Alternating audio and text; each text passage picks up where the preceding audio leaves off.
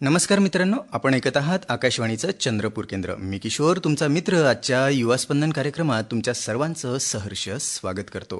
मित्रांनो, मनाला स्पर्श करणाऱ्या गप्पा, प्रेरणादायी विचार आणि उत्साहाने भरलेला आजचा खास कार्यक्रम घेऊन मी पुन्हा एकदा तुमच्या भेटीला आलो आहे. चला तर मग आजच्या कार्यक्रमाला सुरुवात करूया.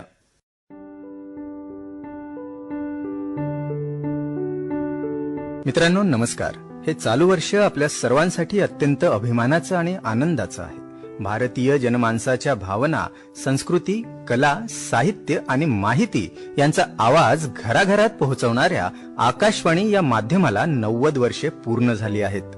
गेल्या 9 दशकांमध्ये आकाशवाणीनं केवळ बातम्या आणि मनोरंजन दिलं नाही, तर समाज प्रबोधन, शिक्षण, संस्कृती संवर्धन आणि युवा पिढीला प्रेरणा देण्याचं कार्य सातत्यानं केलं आहे. आकाशवाणीच्या 90 वर्षपूर्ती निमित्त आकाशवाणी चंद्रपूर आणि छत्रवीर राजे संभाजी प्रशासकीय सेवा महाविद्यालय मोरवा चंद्रपूर यांच्या संयुक्त विद्यमाने आयोजित आकाशवाणीच्या 90 वर्षपूर्ती निमित्त आकाशवाणी चंद्रपूर आणि छत्रवीर राजे संभाजी प्रशासकीय सेवा महाविद्यालय मोरवा चंद्रपूर यांच्या संयुक्त विद्यमाने आयोजित वक्तृत्व स्पर्धेचा विजेता रोहित देविदास पेंदोर याच्याशी संवाद साधूया आणि आकाशवाणी विषयीचे त्याचे विचार आणि आवडीनिवडी आजच्या विशेष मुलाखतीच्या कार्यक्रमातून जाणून घेऊया. नमस्कार रोहित, आकाशवाणीच्या विशेष कार्यक्रमात मी किशोर तुझं मनपूर्वक स्वागत करतो. आकाशवाणीच्या सर्व श्रोत्यांना माझं मनपूर्वक नमस्कार. सर्वप्रथम स्वतःबद्दल आणि आपल्या आवडीनिवडींबद्दल थोडंसं सांग.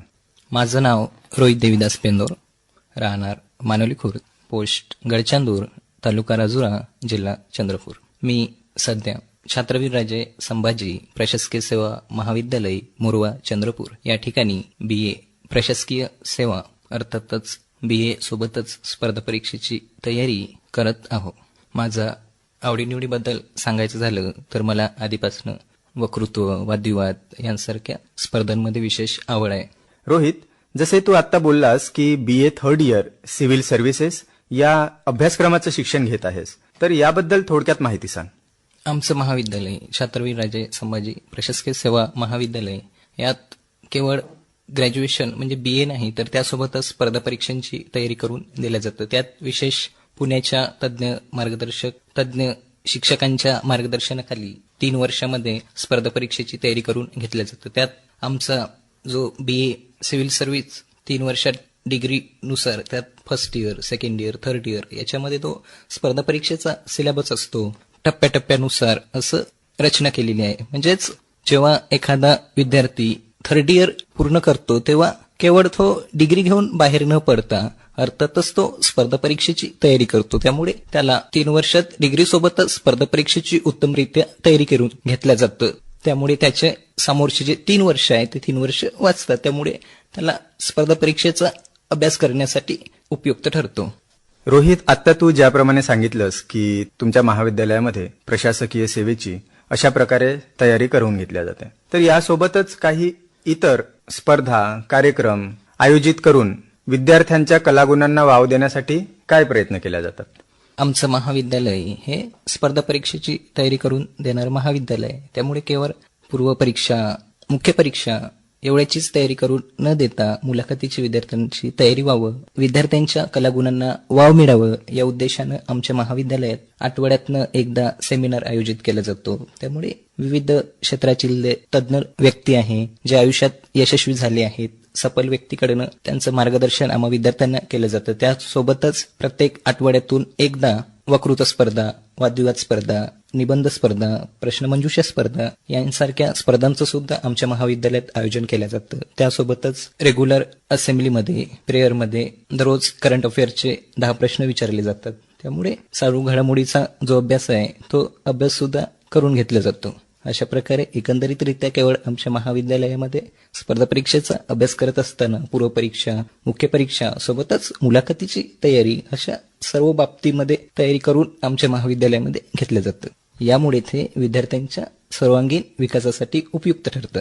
आणि नुकतंच आकाशवाणीच्या 90 वर्ष पूर्तीनिमित्त आकाशवाणीने आणि आमच्या महाविद्यालयाच्या संयुक्त विद्यमाने आमच्या महाविद्यालयात वक्तृत्व स्पर्धेचं आयोजन करण्यात आलेलं होतं.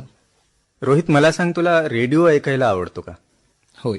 तर तुझी आकाशवाणीशी म्हणा किंवा रेडिओशी म्हणा पहिली ओळख कशा प्रकारे झाली? माझा आकाशवाणीची पहिली ओळख सांगायचं झाल्यास जेव्हा कोरोना काळामध्ये लॉकडाऊन लावण्यात आलं होतं, सर्व व्यवस्था ठप्प पडली होती, कुठल्याच प्रकारचं व्यवस्था चालू नव्हतं, या काळामध्ये रेडिओशी माझा पहिल्यांदा संबंध आला. रेडिओवर जेव्हा कोरोना काळाशी संबंधित माहिती प्रसारित व्हायच्या, त्यात मन की बात या कार्यक्रमाच्या माध्यमातून पंतप्रधान श्री नरेंद्रजी मोदी यांनी वेळोवेळी जनतेला रेडिओच्या माध्यमातून प्रोत्साहन करण्याचं कार्य केलं आणि त्यामुळे तेव्हापासूनच माझा आकाशवाणीशी पहिल्यांदा संबंध आला आणि तेव्हापासूनच माझा आकाशवाणीशी आज देखील संबंध येतो आहे आणि मला आजही आकाशवाणीचे कार्यक्रम ऐकायला खूप आवडते. रोहित, आज आपण बघतो की सगळीकडे डिजिटलायझेशन होत आहे.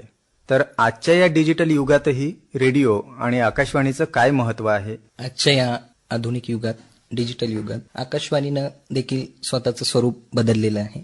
स्वतःला डिजिटलाइज करण्याचं आकाशवाणीने प्रयत्न केलेला आहे.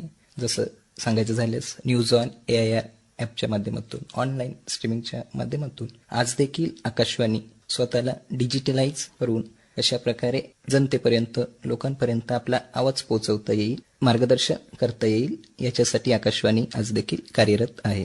आणि म्हणूनच आजच्या या डिजिटल युगात आकाशवाणीचं महत्व किंचित सुद्धा कमी झालेलं आहे असं आपल्याला म्हणता येणार नाही. नक्कीच. तर आकाशवाणीच्या कोणत्या कार्यक्रमांनी तुला विशेष प्रभावित केलं आहे? आकाशवाणी विविध कार्यक्रम प्रसारित करत असते. त्यात संगीताचा कार्यक्रम, नृत्य कार्यक्रम, मार्गदर्शन कार्यक्रम, मुलाखती, लोकरंजनात्मक कार्यक्रम, बालकांसाठी मार्गदर्शन करण्याचा कार्यक्रम, असे विविध कार्यक्रमाच्या माध्यमातून कशाप्रकारे समाजामध्ये जनजागृती करता येईल, मार्गदर्शन करता येईल, याच्यासाठी आकाशवाणी विविध कार्यक्रमाच्या माध्यमातून आज कार्य करताना दिसून येतं. असे विविध कार्यक्रम आज आकाशवाणी प्रसारित करते आहे. असे विविध कार्यक्रम आज आकाशवाणी प्रसारित करत असलं तरी मला त्यात विशेष म्हणजे मार्गदर्शनात्मक कार्यक्रम माझ्या आवडीचे आहे. त्यात मला त्या मार्गदर्शनात्मक कार्यक्रमातून एक युवा म्हणून, तरुण म्हणून माझ्या करिअरच्या विविध वाटा, आयुष्यात नेमकं काय करावं, काय करायला नको आहे, समोर जाऊन यशस्वी शिखरं कशा प्रकारे गाठायची, याबाबत सविस्तर असं मार्गदर्शन मला या मार्गदर्शनात्मक कार्यक्रमाच्या माध्यमातून आकाशवाणीनं वेळोवेळी उपलब्ध करून दिलेला आहे. त्यामुळे हा कार्यक्रम माझा विशेष आवडीचा आहे. रोहित, आता तू ज्याप्रमाणे बोललास की आकाशवाणीचे मार्गदर्शनपर कार्यक्रम हे तुला खूप प्रभावित करतात आणि तुझ्या आवडीचे कार्यक्रम आहेत, तर आजच्या युवा पिढीसाठी आकाशवाणी कोणत्या प्रकारे प्रेरणादायी ठरू शकते असं तुला वाटतं? युवा पिढीसाठी आकाशवाणी आज देखील प्रेरणादायी ठरू शकते, कारण आकाशवाणी विविध मार्गदर्शनात्मक कार्यक्रमातून युवकांना प्रेरित करण्याचं कार्य आज करते. आयुष्यामध्ये यशस्वी झालेल्या व्यक्तीच्या मुलाखतीच्या माध्यमातून युवकांना प्रेरित करण्याचं कार्य आज आकाशवाणी करते आहे. सोबतच समाजामध्ये विशेष कार्य करणारे युवक असतील, जसं समाजसेवा करणारे, समाज प्रबोधन करणारे, युवा शेतकरी किंवा इतरही क्षेत्रात कार्य करणारे अनेक युवा कार्यकर्ते असेल, यांना प्रेरित करण्याचं कार्य आज आकाशवाणी करते आहे. म्हणूनच आजच्या युवा पिढीसाठी आकाशवाणी प्रेरणादायी ठरू शकतं असं मला वाटतं. सोबतच त्यांच्यासाठी विशेष कार्यक्रमांचं आयोजन करून आकाशवाणी त्यांच्यासाठी प्रेरणादायी ठरू शकतं. आकाशवाणी जनप्रबोधनाचं कार्य करते, सोबतच मार्गदर्शनाचे कार्यक्रम सुद्धा आकाशवाणी आयोजित करीत असते. समजा तुला जर संधी मिळाली की तुला आजपासून आकाशवाणीवर निवेदक म्हणून कार्य करायचं आहे, तर तू आकाशवाणीवर कोणता विशेष कार्यक्रम सादर करशील? सर्वप्रथम तर आकाशवाणीवर मला निवेदक म्हणून जर कार्य करण्याची संधी मिळाली तर तो माझ्यासाठी विशेष अविस्मरणीय संधी असेल. जर मला आकाशवाणीवर निवेदक म्हणून काम करण्याची संधी मिळाली तर मी सध्या स्पर्धा परीक्षेची तयारी करत आहोत, तर त्या अनुषंगानं स्पर्धा परीक्षामध्ये असणारं युवकांचं आजचं कल दिवसेंदिवस कमी होत आहे. त्या अनुषंगानं स्पर्धा परीक्षेबाबतचं तरुणाईंना कशाप्रकारे करिअर मार्गदर्शन करता येईल याच्यासाठी मी विशेष कार्यक्रमाचं आयोजन करण्याचा प्रयत्न करेल.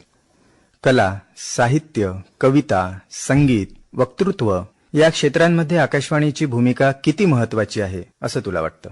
कला, साहित्य, कविता, संगीत, वक्तृत्व या क्षेत्रामध्ये आकाशवाणीची भूमिका ही अत्यंत महत्वाची आहे. कारण आज आपण बघतोय आकाशवाणी केवळ एक ऐकण्याचं माध्यम नाही, तर कला, साहित्य, कविता, संगीत, वक्तृत्व यांसारख्या विविध क्षेत्रात मध्ये मार्गदर्शन करण्याचं, त्याबाबत प्रेरित करण्याचं कार्य आज आकाशवाणी करते आहे. आज आकाशवाणी विविध कलाकारांना प्रोत्साहन करण्याचं, विविध कार्यक्रमाच्या माध्यमातून त्यांना मार्गदर्शन करण्याचं, त्यामध्ये असलेल्या कलागुणांना वाव देण्याचं कार्य आज आकाशवाणी करते. सोबतच आकाशवाणी आज कलाकारांना त्यांच्या कलागुणांना सादर करण्याची संधी आज आकाशवाणी त्यांना उपलब्ध करून देते आहे. अशा प्रकारे आकाशवाणी कला, साहित्य, कविता, संगीत, वक्तृत्व या क्षेत्रामध्ये आकाशवाणी अत्यंत महत्वाची भूमिका पार पाडत आहे असं मला वाटतं. अगदी बरोबर. आकाशवाणी कला, साहित्य, कविता, संगीत या क्षेत्रांमध्ये कार्य करत असलेल्या युवकांना स्वतःची कला सादर करण्याची संधी तर देतेच. पण आज आपण बघतो की आजची तरुण पिढी जी आहे ते रेडिओसारख्या माध्यमाशी अधिक जोडल्या जात नाही. तर आजची ही युवा पिढी रेडिओपासून दूर जाताना आपल्याला दिसत आहे. तर त्या युवा पिढीला आकाशवाणी रेडिओशी जोडण्यासाठी आकाशवाणीने काय करायला पाहिजे याबद्दल सांग. आजच्या तरुणाईकडे आपण जेव्हा बघतोय तेव्हा आजचा तरुण हळूहळू रेडिओपासून दूर जाताना आपल्याला दिसतोय. त्याबाबत आजच्या या आधुनिक युगात रेडिओने स्वतःचं स्वरूप बदलायला हवं, डिजिटलायझेशन करायला हवं. ज्याप्रमाणे सोशल मीडिया असेल, इतर समाज माध्यमाचे साधनं आज तरुणाईच्या मनामनामध्ये वास करते, त्याच प्रकारे आकाशवाणी सुद्धा कशा प्रकारे तरुणाईच्या मनामनामध्ये वास करता येईल याच्यासाठी आकाशवाणीनं स्वतःचं स्वरूप बदलायला हवं असं मला वाटतं. नक्कीच आकाशवाणी त्यासाठी सदैव कार्यरत आहेच. रोहित, मला सांग, आकाशवाणीच्या 90 वर्षांच्या प्रवासाकडे पाहताना तुला काय विशेष जाणवतं? आकाशवाणीच्या 90 वर्षाच्या प्रवासाकडे जेव्हा आपण बघतो तेव्हा मला विशेष जाणवतं स्वातंत्र्यपूर्व काळ, स्वातंत्र्योत्तर काळ व आजच्या काळात देखील आकाशवाणी स्वतःचं कार्य करताना दिसून येते. त्यात सांगायचं झाल्यात स्वातंत्र्यपूर्व काळात आशा मेहता असेल, उषा जवेरी असेल यांसारख्या क्रांतिकारकांनी भूमिगत चळवळी राबवून कशा प्रकारे लोकांना स्वातंत्र्य चळवळीत सामावून घेता येईल याच्यासाठी प्रयत्न केलं. तसंच स्वातंत्र्योत्तर काळानंतर सुद्धा कृषीवाणी, आकाशवाणी, वनिता मंडळ यांसारख्या कार्यक्रमाच्या माध्यमातून शेतकऱ्यांना, युवकांना, महिलांना मार्गदर्शन करण्याचं कार्य आकाशवाणी करते. आणि आजच्या काळात देखील न्यूज ऑन AIR ॲपसारख्या माध्यमातून आकाशवाणी कार्य करताना दिसून येत आहे. म्हणजेच थोडक्यात सांगायचं झाल्यात आकाशवाणीच्या 90 वर्षाच्या प्रवासाकडे बघता आकाशवाणीने स्वतःमध्ये सातत्य टिकून ठेवलेलं आहे. आणि म्हणूनच आजच्या तरुणाईनं कुठं ना कुठं आकाशवाणीच्या ह्या 90 वर्षाच्या प्रवासाकडे विशेष बघता सातत्य कशा प्रकारे टिकवता येईल हा महत्वपूर्ण वैशिष्ट्य स्वतःच्या आयुष्यात कशा प्रकारे उपयुक्त त्याचा वापर करून घेता येईल याच्यासाठी प्रयत्न करणे गरजेचं आहे. अगदी बरोबर रोहित. सातत्य हेच आपल्या यशाचं गमक आहे. सातत्य जर आपण आपल्या प्रयत्नांमध्ये राखू शकलो तर आपण यश हे नक्कीच संपादित करू शकतो. होय, नक्कीच.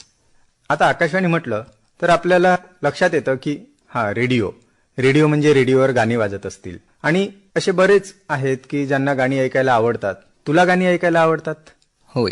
तर मला सांग रोहित, तुला आजच्या या कार्यक्रमामध्ये कोणतं गाणं ऐकायला आवडेल?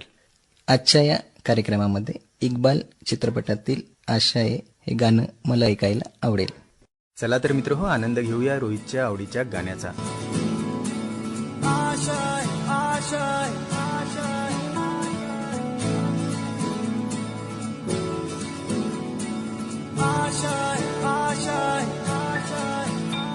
कुछ पाने की हो आस आस, कोई अरमा हो जो खास खास आशाएं,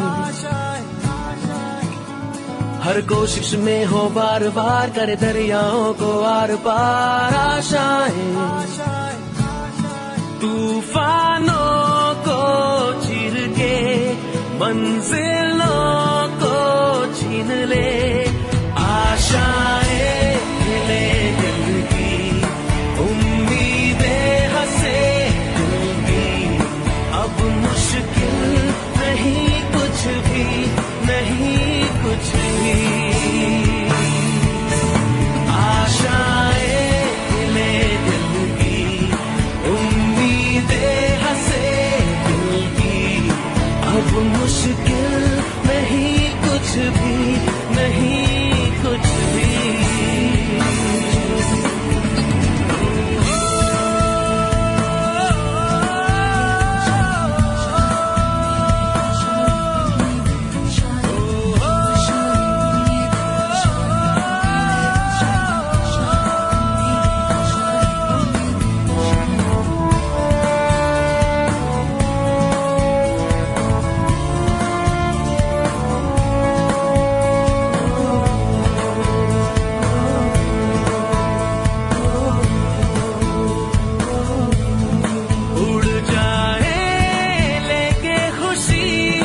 अपने संग तुझको वहाँ जन्नत से मुलाकात हो, पूरी हो तेरी हर दुआ।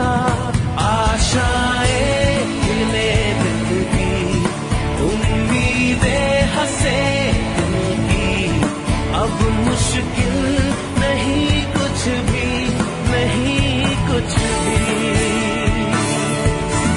आशाएं खिले दिल की, उम्मीदें हंसे दिल की, अब मुश्किल नहीं कुछ भी, नहीं कुछ भी।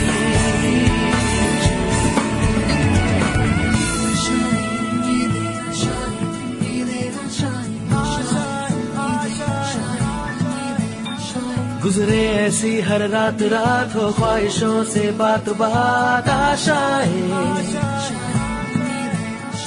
लेकर सूरज से आग आग, गाए जा अपना राग राग। आशाएं कुछ ऐसा करके दिखा, खुद खुश हो जाए खुदा। आशाएं मिले दिल की, उम्मीदें हंसे दिल की, अब मुश्किल नहीं कुछ भी, नहीं कुछ भी। आशाएं मिले दिल की, उम्मीदें हंसे दिल की, अब मुश्किल नहीं कुछ भी, नहीं कुछ भी।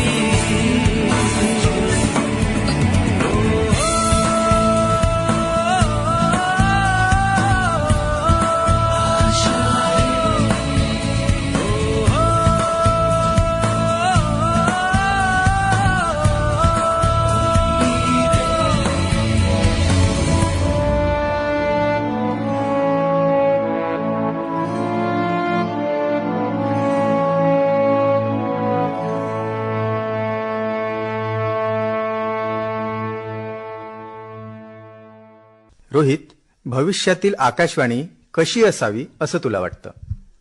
आजच्या या आधुनिक युगात ज्या प्रकारे समाज माध्यम, सोशल मीडिया तरुणाईच्या, युवकांच्या मनामनामध्ये वास करते, प्रत्येक ठिकाणी आज समाज माध्यम आपल्याला दिसून येते, त्याच प्रकारे आकाशवाणी सुद्धा भविष्यात लोकांच्या मनामनामध्ये वास करत असावी असं मला वाटतं. आज आकाशवाणी ज्या ठिकाणी आहे त्यापेक्षा देखील ती पुढे असावी.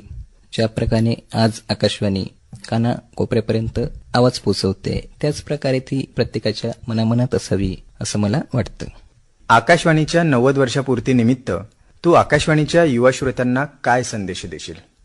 आकाशवाणीच्या 90 वर्षापूर्तीनिमित्त युवा श्रोत्यांना एवढेच संदेश देण्याची इच्छा आहे की आज ज्याप्रमाणे आधुनिक काळात प्रत्येक ठिकाणी आपण सोशल मीडियाचा वापर करतोय, त्याच प्रकारे आकाशवाणीचा सुद्धा वापर करायला हवा. कारण आकाशवाणी देखील अधिक विश्वासार्ह माध्यम आहे, अतिशय सखोल, विस्तृत, प्रभावी असं मार्गदर्शन करणारं माध्यम आहे. म्हणूनच आजच्या युवा श्रोत्यांनी आकाशवाणीचा देखील वापर करून कशाप्रकारे स्वतःच्या आयुष्यामध्ये स्वतःचा विकास साधून घेता येईल, आकाशवाणीचा योग्यरित्या उपयोग करून आयुष्यात यशस्वी होता येईल, याच्यासाठी प्रयत्न करणे गरजेचं आहे. हा संदेश मी देऊ इच्छितो. नक्कीच रोहित, तू दिलेल्या संदेशाचं आमचे युवा श्रोते नक्कीच पालन करतील अशी आपण अपेक्षा करूया. रोहित, आज तू इथे आलास, तुझे विचार, आवडीनिवडी आमच्याशी शेअर केल्यात, त्याबद्दल तुझ्या आकाशवाणीतर्फे खूप खूप आभार. सोबतच तुझ्या पुढील वाटचालीसाठी तुला खूप खूप शुभेच्छा. रेडिओवर कुणाचा तरी आवाज ऐकू यायचा, परंतु माझा सुद्धा आवाज कुणीतरी ऐकेल याचं मी कधी कल्पना सुद्धा केलं नसेल. परंतु आकाशवाणीने आज मला या ठिकाणी अभिव्यक्त होण्याचं, स्वतःचं विचार मांडण्याचं एक अविस्मरणीय क्षण घडवून आणलेला आहे, एक संधी निर्माण करून दिलेला आहे. त्याबद्दल मी आकाशवाणीचा विशेष आभारी आहे. धन्यवाद. धन्यवाद. युवा मित्र रोहित पेंदूर याची मुलाखत आपण ऐकलीत. आशा आहे आजचा हा कार्यक्रम तुम्हाला नक्की आवडला असेल आणि यातून काही सकारात्मक ऊर्जा तुम्हालाही मिळाली असेल. आजसाठी इतकंच. पुन्हा भेटूया अशाच एका नव्या विषयासह, नव्या उत्साहासह. तोपर्यंत काळजी घ्या, आनंदी रहा आणि ऐकत रहा आकाशवाणी. सोबतच इंस्टाग्राम आणि फेसबुकवर आपल्या प्रतिक्रिया कळवायला विसरू नका. नमस्कार.